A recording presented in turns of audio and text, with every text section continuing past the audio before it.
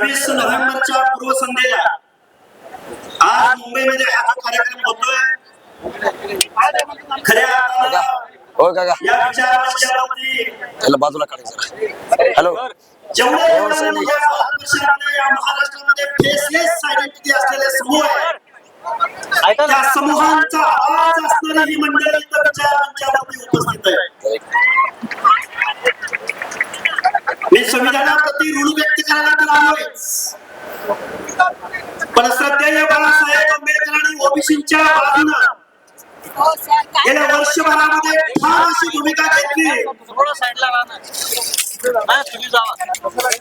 ओबीसींचा आवाज बनण्याचा प्रयत्न केला. त्या श्रद्धेय बाळासाहेब आंबेडकरांच्या लढाऊ वृत्तीला सलाम करण्यासाठी मी इथं आलो. आता किती बोलावं, काय बोलावं, सभेच्या संकेताप्रमाणे मी अगदी थोडक्यात मी माझं मनोगत व्यक्त करेन. या भारतामध्ये देशाचा अमृत काळ साजरा केला जातोय. माझ्या अगोदरच्या एका वक्त्याने सांगितलंय, या देशामध्ये आर्थिक नियोजन अनेक झाले, हजारो लाखो करोडोंच्या उड्डाण झाले. या मुंबईमध्ये वरळी सी लिंक पूर्ण होऊ शकतो, बरोबर होता, कोस्टल रोड पूर्ण होऊ शकतो, समृद्धी महामार्ग पूर्ण होऊ शकतो. झाला पाहिजे, विकास झाला पाहिजे. विकासाच्या विरोधात बोलायला लागलं तर आम्हालाच परत ट्रोल केलं जाऊ शकतं. आर्थिक नियोजन जरूर झाली पाहिजे, पण देशाचा संविधानाचा अमृतकाळ साजरा होत असताना, अमृत महोत्सव साजरा होत असताना सामाजिक न्यायाचं काय,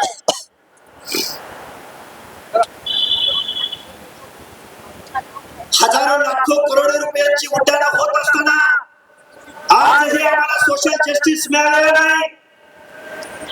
आज वंचित बहुजन आघाडीच्या माध्यमातून हा कार्यक्रम होतोय. खऱ्या अर्थानं हा महाराष्ट्र, भारत देश वतनदारांच्या, जागीरदारांच्या, कारखानदारांच्या ताब्यामध्ये गेलेला आहे, आणि तुम्ही आणि माणसाने या सर्व गोष्टींचा विचार करण्याची आज रोजी आवश्यकता आहे.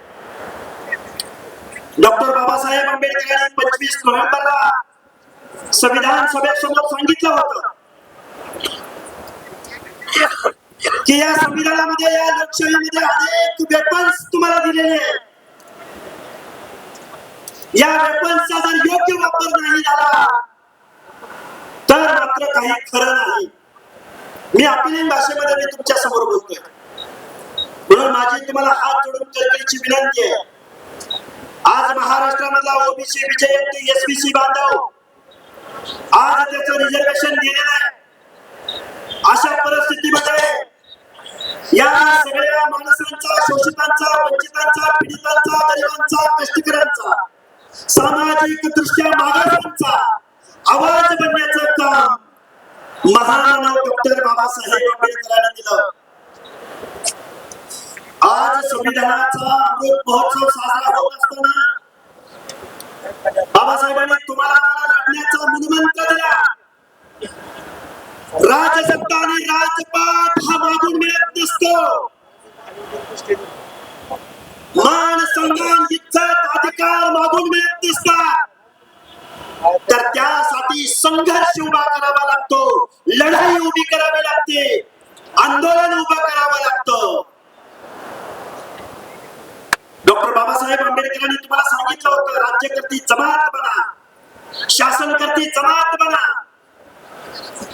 तुम्ही आम्ही काय बनलो?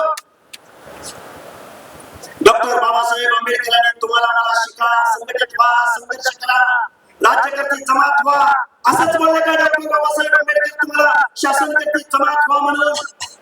नाही, कारण या लोकशाहीमध्ये टाटा, बिर्ला, अंबानीच्या मताला जेवढी किंमत, तेवढीच गाव गाड्यामध्ये कामावर कष्ट करणाऱ्या ऊसतोड मजुराच्या मताला सुद्धा तेवढीच किंमत.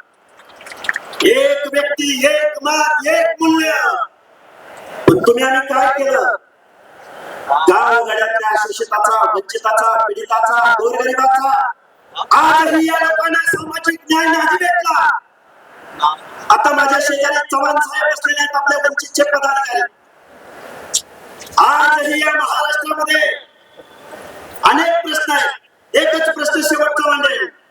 भटक्या विमुक्त जाती जमातीमधली विजयंती प्रवर्गामधली माणसं आजही देशाचा अमृत महोत्सव साजरा झाला. संविधानाचा अमृत महोत्सव साजरा होईल. पण गाव वगळ्यातला भटक्या विमुक्त जाती जमाती मधल्या लोकांचं आजही पार गेलं नाही. पार आजही मुंबई पुणे शहरामध्ये जमिनीशी समांतर पालन करून इथली ट्रायबल लोक, इथली भटक्या विमुक्त जाती जमाती आजही जीवन जगतात. या अमृत काळामध्ये या भटक्या विमुक्त जाती जमातीला आजही घर भेटलं नाही. आजही स्वच्छतागृह भेटलं नाही. आजही लोकसंख्येच्या प्रमाणात आर्थिक बजेट भेटलं नाही.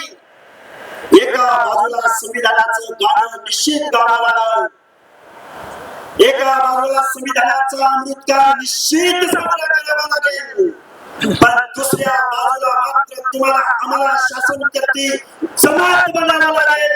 तर आणि तर तुमच्यामध्ये परिवर्तन घडू शकतं. महाराष्ट्रामध्ये ओबीसी बांधवांना तुम्ही आम्ही समजावून सांगतोय. गेली वर्ष 2 वर्ष आम्ही आंदोलन उभा करतोय.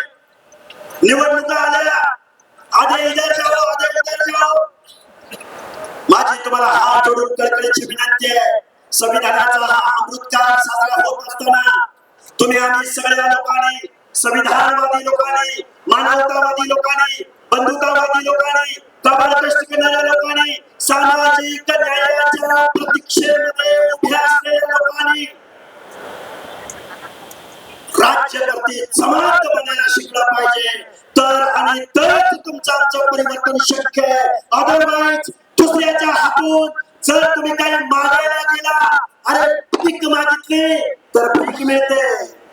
हक्क आणि अधिकाराची लढाई उभी केली तर हक्क आणि अधिकार मिळतात. हा मूलमंत्र लक्षात ठेवा. सभेचा संकेत पाळून खूप काही बोलता येण्यासारखं आहे, खूप काही बोलू शकतो. पण बांधवांना निश्चित परत आपण बोलू. सभेच्या संकेताला अनुसरून मी माझ्या मनाला थांबवतो. धन्यवाद. जय हिंद, जय भीम, जय ज्योती, जय मल्हार, जय भारत. आणि जाता जाता एक घोषणा देतो. जय जय जय जय जय भीम, जय भीम. जय जय जय जय जय भीम, जय भीम. धन्यवाद.